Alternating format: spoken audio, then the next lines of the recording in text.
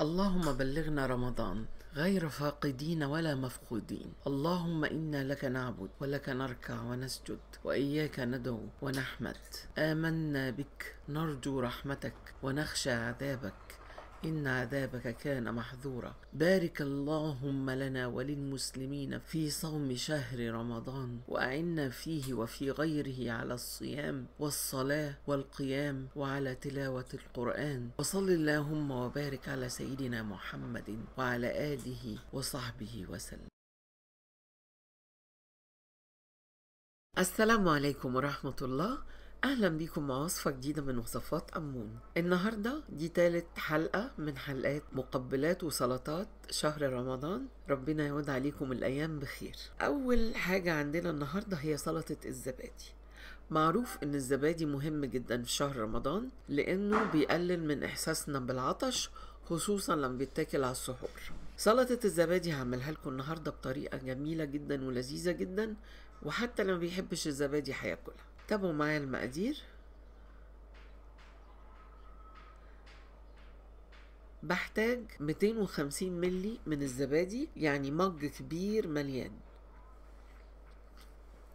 بحط عليه حوالي ربع كوباية مية وبخففه شوية، يعني يبقى قوامها خفيف. بحط فصين 3 توم كده بقطعهم، وبعد كده بشيلهم بس بياخد الريح. وبحط نقطتين خل ورشة ملح.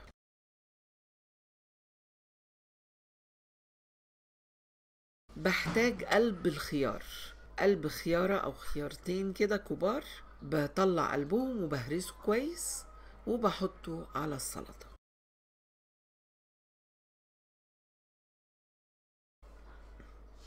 وممكن أضيف فلفل ملون أو فلفل أخضر، بقطعه صغير كده وأضيفه للسلطة.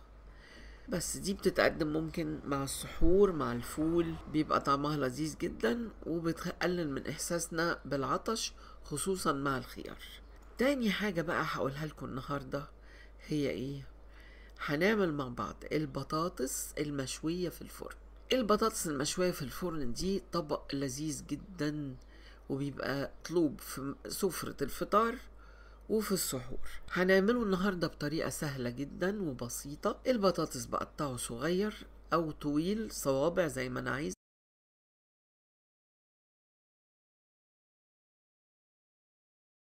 بحط له ملح وفلفل أسود،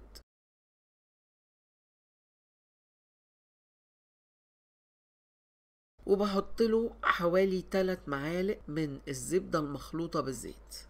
وبرش بعد كده عليه زعتر، ده زعتر جبلي لأن ريحته بتبقى قوية وجميلة. وبغطيه بورق فويل وادخله الفرن على درجة 200 لمدة 40 دقيقة.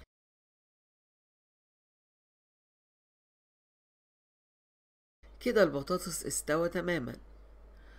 بعد كده بشيل الفويل من عليه وبدخله الفرن لمدة من 20 ل 30 دقيقة لحد ما ياخد اللون الذهبي الجميل اللي انتوا شايفينه ده. وجبة خفيفة ولذيذة، وممكن تتقدم في السحور أو في الفطار.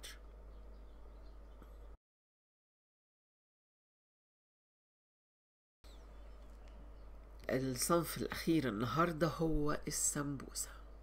السمبوسة دي ملكة موائد رمضان، مفيش مائدة رمضانية بتخلى منها. هعمل لكم حشوات مختلفة للسمبوسة. الجبنة بحط جبنة حادقة سواء كانت اسطنبولي أو براميلي، وعليها بصل أخضر وفلفل مقطع وطماطم بس تكون جامدة.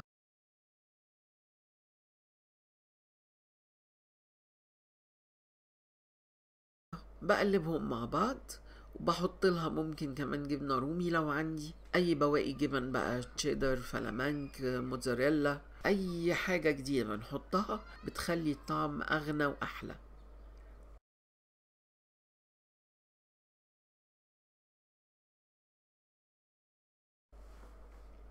بس بنقلبهم مع بعض وتبقى الحشوة الجبنة جاهزة. الحشوة اللي جاية اللي هعملها دي عندي بواقي عصاج لحمة معصجة، رحت سلقة بطاطس وهرسته معاها، تطلعها شوية توابل ملح وفلفل زيادة، وخلاص كده بقت عندي حشوة تانية. هنعمل دلوقتي حشوة البطاطس. شوية زيت بحط فيهم البصل وبقلبه لحد ما لونه يبقى شبه شفاف. بعد كده بيكون عندي بطاطس متقطع صغير، مكعبات صغيرة جدا. دول حوالي 3 بطاطسات، وانا طبعا عاملة معاها بصلاية كبيرة بسويها.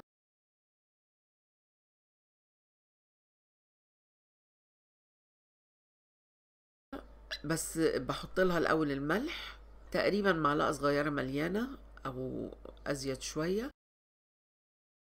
بودرة كاري حوالي نص معلقة صغيرة.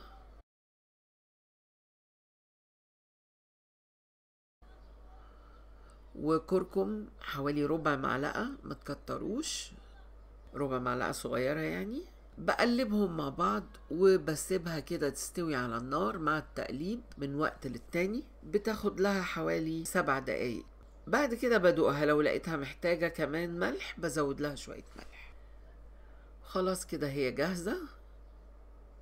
لو لقيت طعمها بقى تمام واستوت خلاص بشيلها، بحطها في طبق بفردها فيه عشان تبرد.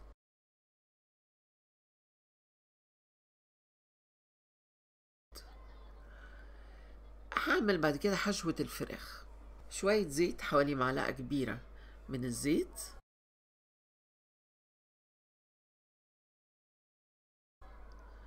بحط لها بصل مقطع صغير، وعندي هنا بطاطساية صغيرة ببشرها وبعصرها كويس من السائل اللي فيها وبحطه على البصل.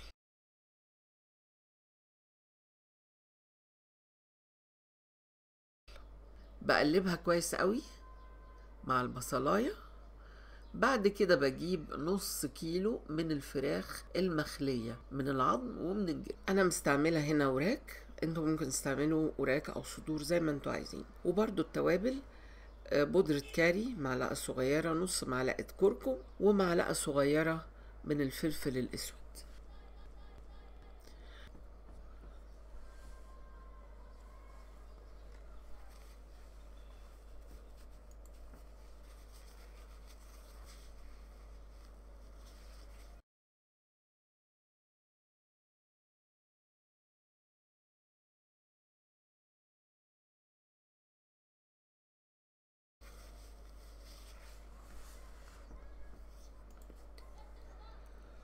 بعد ما بنتبلها بنقلبها وبنسيبها، بنسويها شوية كمان على النار، بس ما بنسويهاش زيادة. يعني أنا مش عايزة الفراخ تبقى مستوية زيادة، لأن لما بتستوي أكتر بتفتل كده.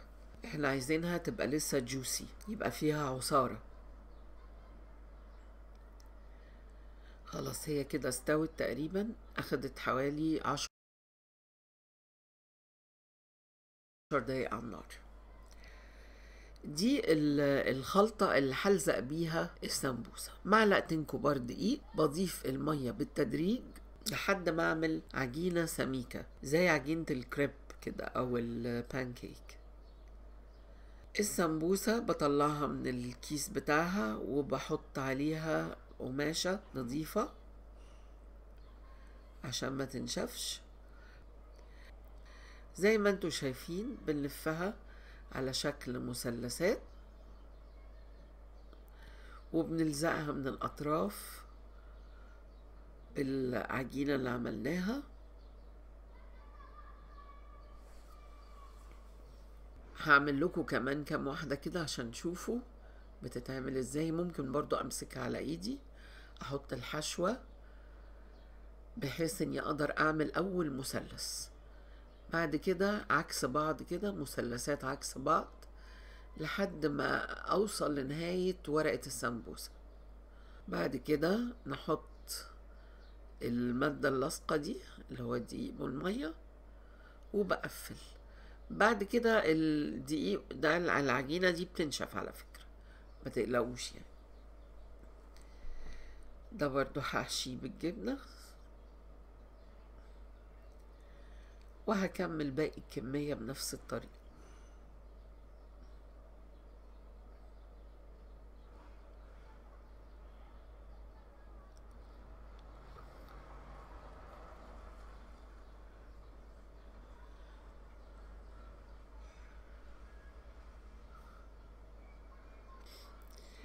بعد ما بنحشي السمبوسة ونلزقها، عندي طريقة من الاتنين: يا اما اعملها في الفرن لو انا عايزاها خفيفة وبزيت قليل، او هقليها.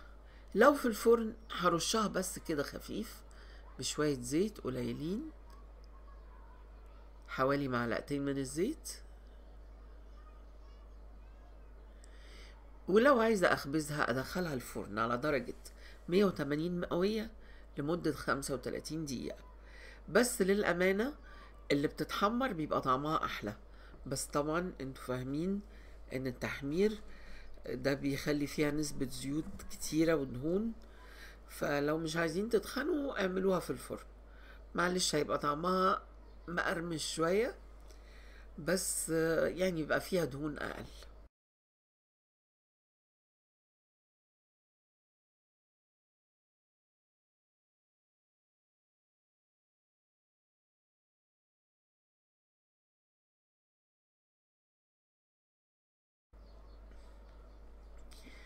لو عجبتكم وصفة النهاردة ما تنسوش تعملوا شير للفيديو ولايك. اللايك ده مهم جدا للفيديو عشان يخليه ينتشر بسرعة، واشتركوا في قناتي لو كنتوا ما اشتركتوش فيها، ولو ليكوا اي طلبات اكتبولي في التعليقات تحت الفيديو، واشوفكم في وصفة جديدة.